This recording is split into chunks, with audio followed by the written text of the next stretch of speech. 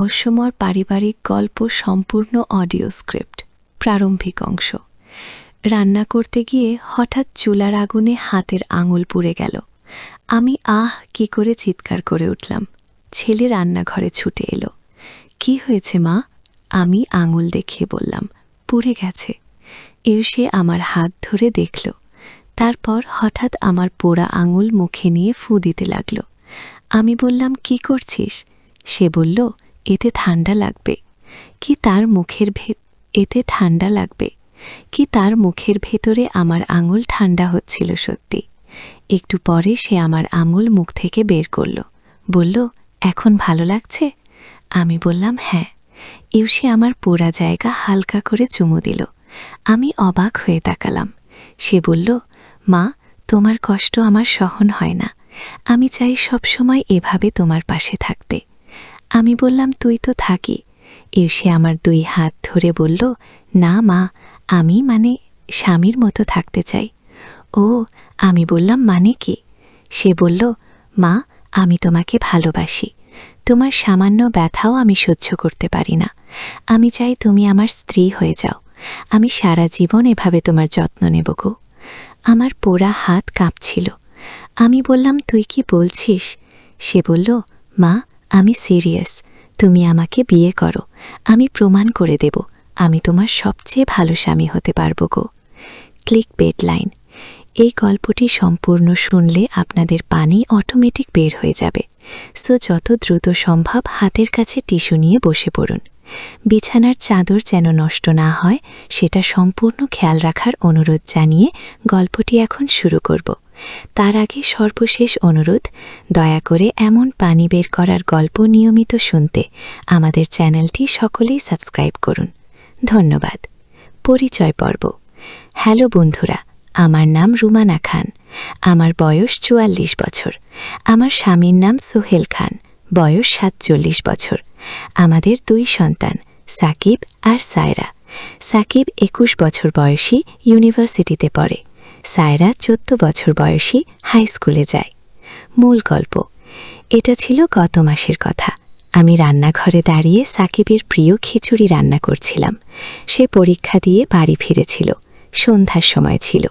হঠাৎ করে চুলার আগুনের শেখা বেড়ে গেল। আমি ঘাবড়ে গিয়ে হাত ছড়ানোর সময় আঙুল পুড়ে গেল। ব্যথায় চিৎকার করে উঠলাম।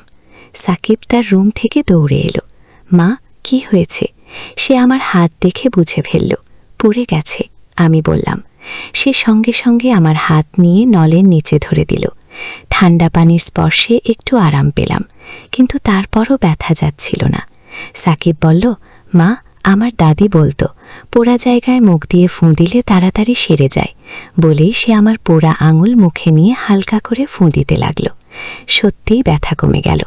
তার মুখের ভেতরে ঠান্ডা অনুভূতি পোড়া জায়গাটা শান্ত করে দিল। কিছুক্ষণ পর সে আমার আঙুল বের করল। এখন কেমন লাগছে? সে জিজ্ঞেস করল। অনেক ভালো, আমি বললাম। তখন সে আমার পোড়া জায়গায় আলতো করে একটা চুমু দিল। বলল, দাদি এটাও করত, বলতো এতে তাড়াতাড়ি ভালো হয়ে যায়। উচকি হেসে বললাম, তোর দাদি তো ভালোই জানত। সে আমার 2 হাত ধরে বলল, মা, তোমার কষ্ট আমি দেখতে পারি না। আমি চাই সব সময় এভাবে তোমার যত্ন নিতে গো। আমি বললাম, তুই তো নিশি বাবা। না মা, সে বলল, আমি চাই বাবার মতো করে তোমার যত্ন নিতে গো। এই কথা শুনে আমি একটু অবাক হলাম। মা, আমি তোমাকে খুব ভালোবাসি। বাবা অনেক সময় ব্যস্ত থাকে অফিসের কাজে, কিন্তু আমি চাই আমি তোমার স্বামীর মতো দায়িত্ব নিই গো। আমার হাত কাঁপছিল। তুই কি বলছিস সাকিব? মা, আমি সিরিয়াস। আমি চাই তুমি আমাকে তোমার জীবনসঙ্গী হিসেবে মেনে নাও। আমি প্রমাণ করে দেব আমি বাবার চেয়েও ভালো স্বামী হতে পারব গো। আমি হতবম্ব হয়ে গেলাম। এ কি শুনছি, আমার নিজের ছেলে? কিন্তু তখনই সায়রা এসে উপস্থিত হল। মা, দিদিভাবি ফোন করেছে, বলল আগামীকাল সকালে আসবে কি? আমি চমকে উঠলাম। আরে হ্যাঁ, আমার ভাবনায় একটা পরিবর্তন এলো। কোন দিদিভাবি? সাকিব জিজ্ঞেস করল। তোর সেই থিয়েটার গ্রুপের রিনা দিদি, যে তোর সিনিয়র ছিল, মনে আছে না? সায়রা বলল। হঠাৎ করে আমার মনে পড়ল, রিনা সাকিবের থিয়েটার গ্রুপের সিনিয়র মেয়ে। ওরা একসাথে অভিনয় করত। সাকিবের মুখ লাল হয়ে গেল। ও ও, রিনা দিদি আসবে? হ্যাঁ, সায়রা বলল নাটকের নতুন স্ক্রিপ্ট নিয়ে আলোচনা করবে। আমি বুঝে গেলাম সাকিব আসলে রিনাকে ভালোবাসে, আর আমার সাথে যা বলছিল সেটা ছিল নাটকের একটা দৃশ্যের অংশ। হয়তো সে অভ্যাস করছিল। তুই কি নাটকের অভ্যাস করছিলি? আমি জিজ্ঞেস করলাম। সাকিব লজ্জা পেয়ে গেল। আসলে হ্যাঁ মা, নতুন নাটকে আমি একটা জটিল চরিত্রে অভিনয় করব। সেই চরিত্রে একটা মানসিক সমস্যা আছে। সে তার মায়ের প্রতি অস্বাভাবিক আবেগ দেখায়। আমি ভাবলাম বাড়িতে অভ্যাস করলে ভালো হবে গো। আমি স্বস্তির নিঃশ্বাস ফেললাম। বললাম, তবে পরের বার বলে নিস, আমি তো ভয় পেয়ে গেছিলাম গো। শরিমা এসে বলল, আমি ভেবেছিলাম তুমি বুঝতে পারবে কি। তখন সোহেল অফিস থেকে ফিরল। কি হয়েছে এখানে, এত আলোচনা কিসের? আমি সবটা বলে দিলাম। সোহেল হেসে ফেলল। আরে আমিও তো একবার বাড়িতে নাটকের অভ্যাস করেছিলাম। তোমার বাবা মা ভেবেছিল আমার মাথা খারাপ হয়ে গেছে। পরদিন সকালে রিনা এলো। সাকিবের সাথে তার নাটক নিয়ে আলোচনা শুনে আমি বুঝতে পারলাম কত জটিল একটা চরিত্র সে পর্দায় ফুটিয়ে তুলবে। রিনা বলল, আন্টি, সাকিব খুব মেধাবী অভিনেতা, এই চরিত্রটা কেবল সেই পারবে গো। আমি গর্বিত হলাম। আমার ছেলে সত্যিই অসাধারণ। কিন্তু এরপরের ঘটনাগুলো আরও রহস্যজনক হয়ে উঠল। সেই রাতে ঘুমের মধ্যে আমি একটা অদ্ভুত স্বপ্ন দেখলাম। আমি দেখলাম আমাদের বাড়ির পেছনের পুরনো কুয়া থেকে একটা আলো বেরোচ্ছে। সেই আলোর দিকে তাকিয়ে আছে সাকিব। স্বপ্নে আমি তার কাছে গেলাম। কি দেখছিস মা? সে বলল, এই কুয়ায় একটা রহস্য আছে, আমাদের পূর্বপুরুষদের একটা গোপন কথা। কি রহস্য? এই বাড়িতে একবার একটা অভিশাপ পড়েছিল কোনো এক পুরনো ঘটনার কারণে। স্বপ্ন থেকে জেগে উঠে আমি ঘাবড়ে গেলাম। এই কি দেখলাম? পরদিন সকালে সাকিবকে জিজ্ঞেস করলাম, তুই কি আমাদের পারিবারিক ইতিহাস নিয়ে কিছু জানিস? সে অবাক হয়ে বলল, না তো মা। কেন? আমি স্বপ্নের কথা বললাম। সে শুনে হেসে ফেলল। মা, তুমি তো নাটকের প্রভাবে পড়ে গেছ। কাল রিনা দিদি যে গল্প বলেছিল সেটাই তোমার মনে গেঁথে গেছে গো। সত্যি, রিনা বলেছিল তাদের নাটকের গল্পে একটা পুরনো বাড়ি আছে যেখানে ভূত আছে। কিন্তু সেদিন দুপুরে আরও অদ্ভুত কিছু ঘটল। আমি বেড়াদায় কাপড় মেলছিলাম। হঠাৎ দেখি পেছনের কুয়ার কাছে একটা ছায়া। আমি কাছে গিয়ে দেখি সাকিব সেখানে দাঁড়িয়ে কি একটা খুঁজছে। কি খুঁজছিস? সে চমকে উঠল। আসলে আমার কলম পড়ে গেছে এদিকে গিয়ে। কিন্তু আমার মনে হলো সে মিথ্যা বলছে। তার হাতে তো কলম আছেই। সাকিব, তুই কি কোনো কিছু লুকাচ্ছিস আমার কাছ থেকে? সে একটু ইতস্তত করল। তারপর বলল, আসলে মা, আমি আমাদের পারিবারিক ইতিহাস নিয়ে একটা প্রজেক্ট করছি, ইউনিভার্সিটির অ্যাসাইনমেন্ট। তাহলে আমাকে বলিস না কেন? ভাবলাম সারপ্রাইজ দেব। আমাদের পরিবার সম্পর্কে অনেক মজার তথ্য পেয়েছি। আমি আগ্রহী হয়ে উঠলাম। কি পেয়েছিস? আমাদের দাদা দাদির সময়ে এই বাড়িতে একটা গুপ্তধনের গল্প ছিল। বলা হতো এই কুয়ার নিচে সোনার গহনা লুকিয়ে রাখা আছে। সত্যি? জানি না, তবে আমি খোঁজ নিয়ে দেখছি গো। সেদিন সন্ধ্যায় সায়েরা আমার কাছে এলো। মা, সাকিব আজকাল অদ্ভুত আচরণ করছে। গিয়ে কীরকম? রাতে জেগে থাকে আর ফোনে কার সাথে যেন গোপন কথা বলে। গিয়ে আমার মনে সন্দেহ জাগল। হয়তো সাকিব কোনো মেয়ের সাথে প্রেম করছে, হয়তো রিনার সাথেই। কিন্তু পরদিন রিনা এসে বলল, আন্টি, সাকিব কি অসুস্থ? সে আজকাল আমাদের রিহার্সালে আসছে না। আগে? তাহলে সে কোথায় যাচ্ছে? সেই রাতে আমি ঠিক করলাম সাকিবের পিছু নেব। মাঝরাতে দেখলাম সে ঘর থেকে বের হয়ে কুয়ার দিকে যাচ্ছে। আমি লুকিয়ে দেখলাম সে একটা দড়ি দিয়ে কুয়ার ভেতর নামছে। আমি ঘাবড়ে গেলাম। এ কি করছে?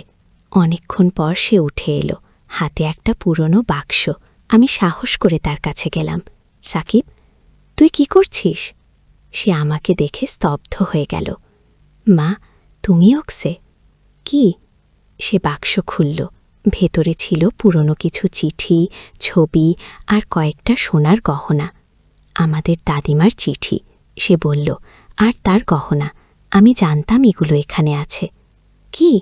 তুই কি করে জানলি? দাদি একবার আমাকে বলেছিলেন বিপদের সময় এগুলো কাজে লাগবে। কি? আমি চিঠিগুলো পড়লাম। সেখানে লেখা ছিল আমাদের পরিবারের পুরনো ইতিহাস। দাদি লিখেছিলেন তিনি তার গহনা এখানে লুকিয়ে রেখেছেন তার নাতি নাতিনীদের জন্য। কিন্তু তুই আমাকে বলিস নাই কেন? মা, আমি চেয়েছিলাম তোমার জন্য একটা সারপ্রাইজ করতে। এই গহনাগুলো দিয়ে তোমার জন্য একটা সুন্দর নেকলেস বানিয়ে দিতে। গো, আমার চোখ ভিজে গেল। আমার ছেলে আমার জন্য এত কষ্ট করেছে, তবে রাতের বেলায় কেন? দিনে করতে পারতিস। দিনে বাবা বা সায়রা দেখে ফেলত, তাহলে সারপ্রাইজ নষ্ট হয়ে যেত। ও, আমি তাকে জড়িয়ে ধরলাম। তুই কত ভালো ছেলে রে।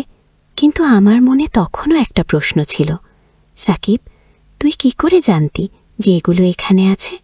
সে একটু ইতস্তত করে বলল, আসলে মা, আমার একটা গোপন কথা আছে গো। কি? আমি মাঝে মাঝে দাদিকে স্বপ্নে দেখি, তিনি আমার সাথে কথা বলেন গো। আমি চমকে উঠলাম। সত্যি? হ্যাঁ মা, তিনি আমাকে বলেছিলেন এই জায়গার কথা। বলেছিলেন পরিবারের কেউ বিপদে পড়লে এগুলো উদ্ধার করতে।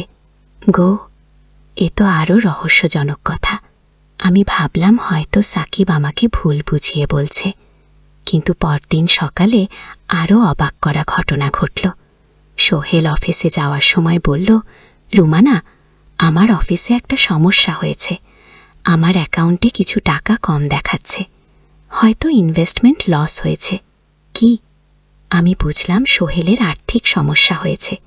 সাকিব সেই কথা শুনে আমার দিকে তাকালো, যেন বলতে চাইছে, দেখো মা, দাদি ঠিকই বলেছিলেন গো। আমি সাকিবের হাত ধরে বললাম, তাহলে এই গহনাগুলো বিক্রি করে বাবাকে সাহায্য করি? সাকিব বলল, না মা, এগুলো বিক্রি করার দরকার নেই। আমার অন্য পরিকল্পনা আছে। কি পরিকল্পনা? আমি এই গহনার ছবি তুলে একটা আর্টিকেল লিখব, পুরনো ঐতিহাসিক গহনার ওপর। সেটা একটা ম্যাগাজিনে পাবলিশ করব, তাতে ভালো টাকা পাব। আমি বুঝলাম সাকিব কত বুদ্ধিমান। সে গহনা না বেছেও টাকা আয় করার উপায় বের করেছে। পরদিন সাকিব তার পরিকল্পনা অনুযায়ী কাজ শুরু করল। সে গহনাগুলোর ছবি তুলল, সেগুলোর ইতিহাস খুঁজে বের করল। রিনা এসে সাহায্য করল। এই গহনাগুলো তো সত্যিই অনেক পুরনো, এগুলোর ঐতিহাসিক মূল্য অনেক। সাকিব একটা সুন্দর আর্টিকেল লিখল আমাদের পারিবারিক ঐতিহ্য নিয়ে। সেই আর্টিকেল একটা বিখ্যাত ম্যাগাজিনে ছাপা হলো। শুধু তাই নয়, সেই আর্টিকেল দেখে একটা মিউজিয়াম থেকে ফোন এলো। তারা বলল, আমাদের গহনাগুলো প্রদর্শনীতে রাখতে চায়, তার জন্য তারা ভালো টাকা দেবে। সোহেলের আর্থিক সমস্যার সমাধান হয়ে গেল। আমরা সবাই খুশি হলাম। কিন্তু রহস্য এখানেই শেষ নয়। সেই রাতে আমি আবার স্বপ্ন দেখলাম আমার দাদি আমার কাছে এসেছেন। রুমানা, তিনি বললেন, আমি তোমার ছেলের মাধ্যমে তোমাদের সাহায্য করেছি। দাদি, আপনি সত্যি সাকিবের স্বপ্নে আসেন? হ্যাঁ বেটি, সাকিব আমাদের পরিবারের বিশেষ ছেলে। তার মধ্যে অতীন্দ্রিয় ক্ষমতা আছে। সে মৃত আত্মাদের সাথে যোগাযোগ করতে পারে। স্বপ্ন থেকে জেগে উঠে আমি আরও চিন্তিত হয়ে পড়লাম। এসব কি ঘটছে? পরদিন সকালে সাকিবকে জিজ্ঞেস করলাম, তুই কি সত্যি দাদিকে স্বপ্নে দেখিস? সে একটু লজ্জা পেয়ে বলল, মা, তুমি বিশ্বাস করবে নাকি? বলো তো। আমি ছোটবেলা থেকেই মৃত মানুষদের দেখতে পাই। তারা আমার সাথে কথা বলে। দাদিও আমার সাথে মাঝে মাঝে কথা বলেন। আমি হতবাক হয়ে গেলাম। সত্যি বলছিস? হ্যাঁ মা, তবে আমি কাউকে বলি না, মানুষে ভাবে আমি পাগল। আর কার কার সাথে কথা বলিস? আমাদের নানাজি, তিনি মাঝে মাঝে আসেন। আর পাশের বাড়ির রহিম চাচা, উনি গত বছর মারা গেছে, কিন্তু মাঝে মাঝে আমার কাছে আসেন। এ তো আরও অবিশ্বাস্য কথা, কিন্তু সাকিব যেভাবে বলছে মনে হচ্ছে সে মিথ্যা বলছে না। রহিম চাচা কি বলেন? তিনি বলেন তার ঘরে একটা জরুরি কাগজ আছে, সেটা তার পরিবার খুঁজে পাচ্ছে না। আমি তাদের বলে দিয়েছি। সত্যি? হ্যাঁ, তারা খুঁজে পেয়েছে। সেটা ছিল তার ইন্স্যুরেন্সের কাগজ। আমি আরও অবাক হলাম। রহিম চাচার পরিবার সত্যি বলেছিল যে তারা তার ইন্স্যুরেন্সের কাগজ হারিয়ে ফেলেছে। তাহলে সাকিব সত্যি বলছে। মা, সাকিব বলল, তুমি কাউকে বলো না, আমি চাই না মানুষে আমার সম্পর্কে ভুল ভাবুক। আমি কথা দিলাম, কিন্তু মনের মধ্যে একটা ভয় কাজ করতে লাগল। সেই দিনই সন্ধ্যায় আরও অদ্ভুত ঘটনা ঘটল। সারাই স্কুল থেকে ফিরে কাঁদতে কাঁদতে এলো। কি হয়েছে মা? আমি জিজ্ঞেস করলাম। আমাদের ক্লাসের রিমা মারা গেছে।